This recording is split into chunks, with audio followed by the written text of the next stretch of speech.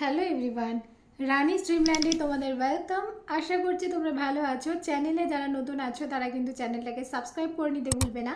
সেই সাথে পাশে থাকা যে বেল আইকনটা আছে সেটাও প্রেস করে নেবে, যাতে করে আমার নেক্সট ভিডিও আসলে পরে তোমাদের কাছে তার নোটিফিকেশান সাথে সাথে পৌঁছে যায়।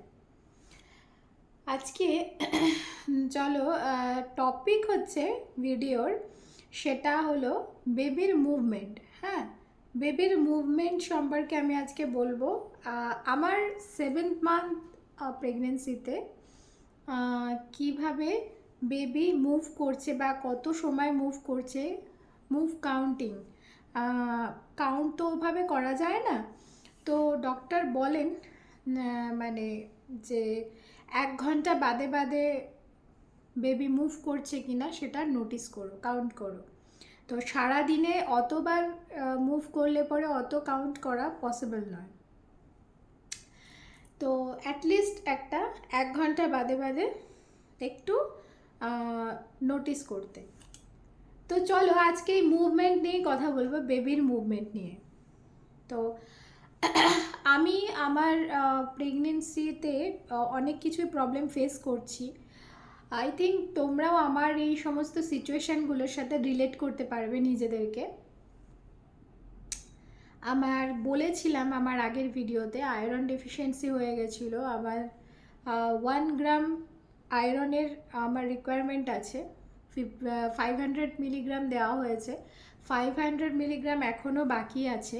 এখন আমার 7 মান্থ চলছে, আর এটা হচ্ছে আমার 30 উইক। তো এই 30 উইকে হচ্ছে আমার যে যে প্রবলেমগুলো আমি ফেস করছি, সবার প্রথমে বলি যে ব্লোটিংয়ের সমস্যা আমার থ্রু আউট প্রেগনেন্সির পুরো জার্নিতেই ছিল, শুরু থেকেই ছিল। এখন এক্সেসিভ লেভেলে বেড়ে গেছে। তো এই 1 সপ্তাহ আগে মানে আইভি আয়রন নেওয়ার 5 দিন পরে আমাকে হসপিটালে ভিজিট করতে বলেছিল।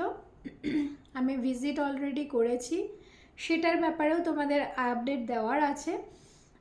ডক্টরের কাছে দেখিয়ে আসলাম। ডক্টর বললেন আমার তো গ্রোথ স্ক্যান অ্যাকচুয়ালি 26 তারিখেই হয়ে গেছে, মানে ফেব্রুয়ারির 26 তারিখেই আমার গ্রোথ স্ক্যান হয়ে গেছে। তো আমাকে আর 5 ডেজ পর যখন ভিজিট করতে বলেছিল আর কি, অ্যাডমিশন নেওয়ার পর, মানে আইভি আয়রন দেওয়ার 5 ডেজ পর আমাকে ভিজিট করতে বলেছিল গ্রোথ স্ক্যানের জন্য। তো গ্রোথ স্ক্যান যেহেতু আমার অলরেডি হয়ে গেছে, তো আমাকে আর ডবল করে আর গ্রোথ স্ক্যান করতে হয়নি। আর আরেকটা ব্যাপার যেটা, সেটা হচ্ছে এই দিন আমি গেলাম আফটার 5 ডেজ, যেটা আমার যাওয়ার কথা ছিল। আমি লাস্ট টাইম ভিডিওতেও আমার বলেছিলাম, তো সেটার ব্যাপারেও আমি কিছু আপডেট দিতে চাই তোমাদের। ডক্টর বললেন বেবি ঠিক আছে। আমি যে মেন ম্যাডামকে দেখাই, যে সিনিয়র ম্যাডামকে দেখাই, তিনি ছিলেন না, তার পাশাপাশি অন্য একজন লেডি ডক্টর ছিলেন। তিনিও আমাকে প্রেগনেন্সিতে আমার স্টোরি জানেন, মানে আমার কেসটা ওনারা জানেন। কম বেশি 3-4 জন আরও ডক্টর, লেডি ডক্টররা জানেন। তো সেই তাদের মধ্যে একজনই আমাকে দেখেছেন, ডক্টর নবনীত কর। তো এই ডক্টর আমাকে দেখেছেন, এর আগেও আমাকে দেখেছেন। উনি জানে আমার ব্যাপারে এবং আমার রিপোর্টসগুলো সব ডিটেলে খুঁটিয়ে দেখে এবং বললো যে না বেবি ঠিক আছে আপাতত। ব্লোটিংয়ের সমস্যা বললো থাকবেই। ডক্টর নিজেও প্রেগনেন্ট, সব থেকে যেটা বড় ব্যাপার। আবার সেটাও একটা আমি ভরসা পেলাম যে ডক্টর নিজেও প্রেগনেন্ট, নিজে প্রেগনেন্ট হয়ে উনিও বলছেন যে ওনারও ব্লোটিংয়ের সমস্যা আছে। তো কোথাও গিয়ে যেন একটু মনে আরও বেশি জোর পেলাম। তো যাই হোক, ব্লোটিংয়ের সমস্যা তো রয়েছেই আমার। তবে খাওয়ার পরিমাণটা একদমই যেটা খেতে পারছিলাম না, সেই জায়গা থেকে হয়তো একটু উতরিয়েছি, কিন্তু খাওয়ার পরিমাণ আমার বেশি আমি করতে পারছি না। মানে খাওয়ার পরিমাণ আমার ওই লিমিটের মধ্যেই, যেরকম আমি খাচ্ছিলাম ওরকমভাবেই খাচ্ছি। চটকে মেখে ভাত খাচ্ছি, লিকুইড ফর্মে ভাত খাচ্ছি। আর ভাত তো খেতেই হবে, রুটিটাও সেম চটকে মেখে একদম লিকুইড ফর্মে খাচ্ছি। যদি সবজি থাকে রাতের বেলাতে, তাহলে সবজির সাথে রুটি, 2টো রুটি, ছোটো পাতলা 2টো রুটি এরকম সাইজের, সেটাকে একদম চটকে লিকুইড ফর্মে খাচ্ছি, তাতে করে ডাইজেস্ট হচ্ছে। কিন্তু একটু যদি খিদেটা মানে বেড়ে যায়, যে একটু বেশি খেয়ে ফেললাম, তাহলেই সেই হাঁসফাঁস অবস্থা, যেটা আমি অলরেডি এখন এই লাঞ্চ টাইমে একটু আগে জাস্ট লাঞ্চ করেছি, এখন আমি এক্সেসিভভাবে খেয়ে নিয়েছি। মানে এক্সেসিভ মানে ওরকম না যে অনেকগুলো ভাত খেয়েছি, এরকম না। আমি যেরকম সামান্য ভাত খাচ্ছিলাম তার থেকে একটু বাড়ি হয়তো এতটা ভাত খেয়েছি। তো সেই জায়গায় দাঁড়িয়ে আমার এখন হাঁসফাঁস অবস্থা। তো এরকমই একটু অতিরিক্ত কিছু করতে গেলেই হাঁসফাঁস অবস্থা হচ্ছে, ব্লোটিং হচ্ছে। তো মেডিসিনগুলো আমার ডক্টর যেমন স্টপ করে দিয়েছিল, এখন কন্টিনিউ করেছে আফটার 5 days ভিজিটে যখন আমরা গেলাম। মানে ফলিক অ্যাসিড, ক্যালসিয়াম, আমাকে আয়রনের ট্যাবলেটটা স্টপ করতে বলেছে, যেহেতু আয়রনের আমার আইভি আয়রন নেওয়া রয়েছে, সেই জন্য আয়রনের কোনো মেডিসিন আমাকে এক্সট্রা করে নিতে হচ্ছে না।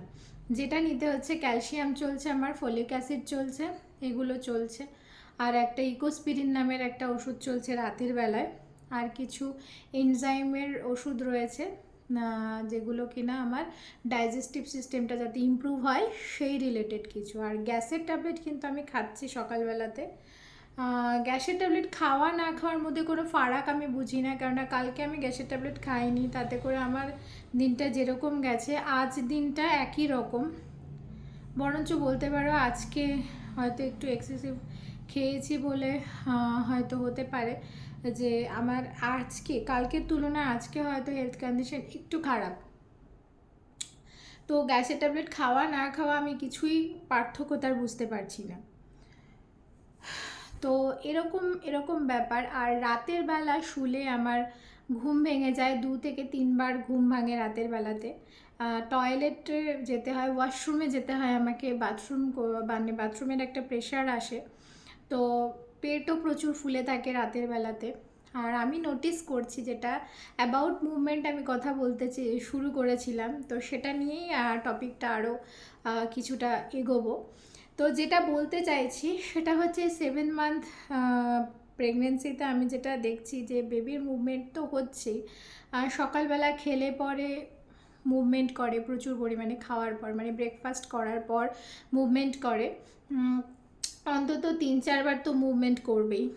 তারপরে সকালবেলা যখন আমি ঘুম থেকে উঠি, আমি খুব আর্লি মর্নিং উঠি ঘুম থেকে, কিছু আমার মন্ত্র রয়েছে সেগুলোকে আমি চ্যান্ট করি। ওং, কিছু ডিপ ব্রিদিং এর মাধ্যমে আমি ওং মন্ত্রটা জপ করি, প্লাস আরও কিছু শিব মন্ত্র আছে, তারপরে মহামৃত্যুঞ্জয় শিব মন্ত্র, তারপরে তোমার দুর্গা মন্ত্র, তারপরে হচ্ছে তোমার একটা আমি অ্যাকচুয়ালি অ্যাস্ট্রোটকে, তোমরাও এটা দেখতে পারো, আমি অ্যাস্ট্রোটকে কথা বলেছিলাম, তো সেখান থেকে আমাকে একটা কৃষ্ণ মন্ত্রই বলতে পারো ওটা দিয়েছিল, জব করতে বলেছিল। তো এগুলো আমি করি মোটামুটি। তো সকালবেলাটায় যেটা করি সেটা হচ্ছে শিব মন্ত্রটা আর দুর্গা মন্ত্রটা, এই দুটো মন্ত্র আমি জপ করি, দিয়ে দিন শুরু আমি করি। আর ভগবানকে প্রণাম করে উঠি। তখন বেবি আমি দেখি, নোটিস করি, যখন আমি চ্যান্ট করি এগুলো, বা যখন আমি ডিপ ব্রিদিংয়ের মাধ্যমে এগুলো শুনি, তখন ও প্রচুর মুভ করে। যেটা বলতে চাই আমি জানি না তোমরাও আমার সাথে রিলেট করতে পারবে কি না ব্যাপারটা, তবে আমি কিন্তু এটা ফেস করি। খুব বেশি মুভমেন্ট করে এবং কিকও করে, সেটা ফিল করি, জোরসে কিক করে, যেটা ভালোই লাগে। সকালবেলাটা এইভাবে জাস্ট শুরু হয়।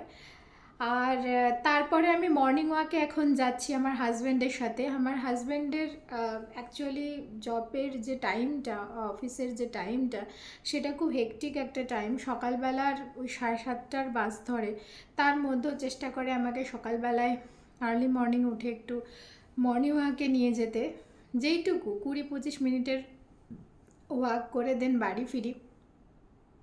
তো মর্নিং টাইমটা খুব ফ্রেশ লাগে। তো তখন বেবির অ্যাক্টিভিটিটাও আমি দেখেছি, নোটিস করেছি, খুব বেড়ে যায়। আর রাতের বেলা যখন আমি শুতে আসি, তখন বেবির অ্যাক্টিভিটি ভীষণই বেড়ে যায়। আমার হাজব্যান্ড যখন অফিস থেকে আসে, তখন মানে অফিস থেকে ফিরতে ফিরতে 9টা হয়, কখনো একটু এক্সট্রা ডিউটি করলে, এক্সট্রা টাইমে ডিউটি করলে 10টা হয়ে ফেরে, 1 ঘন্টা এক্সট্রা করে বাড়ি ফেরে, তখনও আমি দেখেছি বেবির মুভমেন্টটা ভীষণ বেড়ে যায়। যেহেতু কথাবার্তা আমাদের যখন দুজনের কথাবার্তা একসাথে শোনে, আমার আর আমার হাজব্যান্ডের কথাবার্তা যখন একসাথে শোনে, তখনও দেখেছি ওর মুভমেন্টটা প্রচুর পরিমাণে বেড়ে যায় এবং কিক করতে থাকে। এমনও হয় যে আমার পেটটা হয়তো ওর পিঠের মধ্যে টাচ হয়ে আছে, ও পিঠের মধ্যে ফিল করেছে যে এত জোরে কিক করছে, এত জোরে মুভ করছে। তো সেটা বেশ আমার ভালো লাগে যে ব্যাপারগুলো ও বুঝতে পারে। তো এটাই আর কি মুভমেন্টটা। আর সারাদিনে তো ওভাবে কাউন্ট করা যায় না, তো 1 ঘন্টা বাদে ডক্টর আমাকে 1 ঘন্টা বাদে কতটা মুভ করে সেটা আমি বলতে পারবো না। তবে আমার বেশিরভাগ যেই সময়গুলোতে বেবি মুভ করে সেই সময়টার কথাই আমি তোমাদের মেনশন করলাম। আর দুপুরবেলাতে যখন খাবার খাই তখন মুভ করে, কোনো সুইট আইটেম খেলে পরে। আর আমার এই প্রেগনেন্সির জার্নিতে প্রচুর সুইট আইটেম খেতে ইচ্ছা করছে। আর আমার মাঝখানে সাধের অনুষ্ঠান হয়েছিল পরশুদিন, তার কিছু ক্লিপস আমি ভিডিওতে অ্যাড করে দেব লাস্টের দিকে, দেখে নিও তোমরা।